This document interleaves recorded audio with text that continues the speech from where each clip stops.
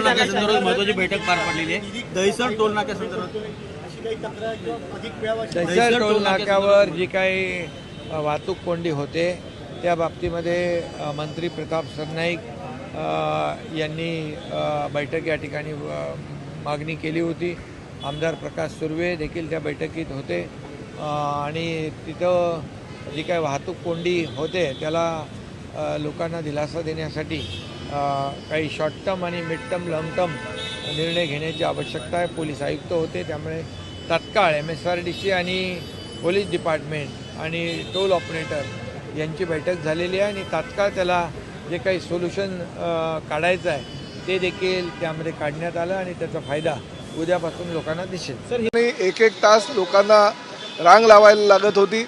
मुख्यमंत्री असताना एकनाथ शिंदे साहेबांनी सगळ्या लाईट व्हेकलला टोल मुक्ती दिली होती, तरीसुद्धा मुलुंडला ट्रॅफिक जाम होत नाही आहे, आनंदनगर नाक्यावर ऐरोलीला ट्रॅफिक जाम होत नाही आहे, परंतु दहिसर टोल नाक्यावर मात्र ट्रॅफिक जाम होत होती।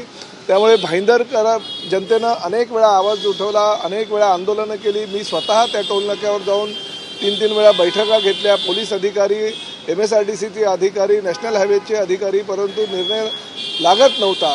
त्यामुळे आज राज्याचे उपमुख्यमंत्री एकनाथ शिंदे साहेबांच्या अध्यक्षतेखाली बैठक झाली आणि बैठकीमध्ये जो टोल नाका आज दहिसरच्या नाक्यावर आहे तो पुढे शिफ्ट करण्याचा निर्णय झाला आणि दिवाळीपूर्वी तो टोल नाका पुढे सरकवण्याचे निर्देश आदरणीय उपमुख्यमंत्री एकनाथ शिंदे साहेबांनी दिलेले आहे आणि तोपर्यंत लोकांना त्रास होऊ नये यासाठी आम्ही परवाच्या दिवशी सकाळी 10:30 वाजता टोल नाक्यावर स्वतः सगळे नवी मुंबई आपल्या मीरा भाईंदर वसई विरारचे पोलीस आयुक्त नितीन कौशिकजी, MSRDCचे सगळे अधिकारी, त्याचबरोबर आमचे नॅशनल हायवे ऑथॉरिटीचे अधिकारी आम्ही त्या ठिकाणी जाऊन दिवाळीपर्यंत सुद्धा लोकांना त्रास होऊ नये यासाठी त्या टोल नाक्यामध्ये अजून काही चेंजेस करता येतील का याची आम्ही पाहणी करणार आहोत। परंतु महत्त्वाचा जो निर्णय मीरा भाईंदर शहरातील जनतेसाठी जो झालेला आहे, दिवाळीची भेट असं एकनाथ शिंदे साहेबांच्या माध्यमातून दिली असं म्हणायला हरकत नाही की तो टोल नाका